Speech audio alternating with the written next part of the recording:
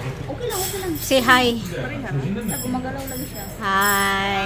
Nagpahan mo siya. Ay, ang ganda naman dyan. Sa, bakit gumagalaw yan, Cha? Kasi okay lang, guwapa kay ka. Kasi buhay siya. Anong tawag dyan? Ba't gumagalaw?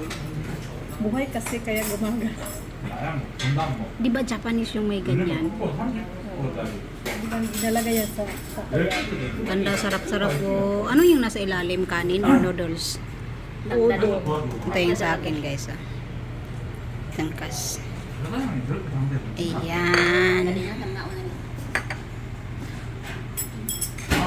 Huwag na kayong kumain. Hi.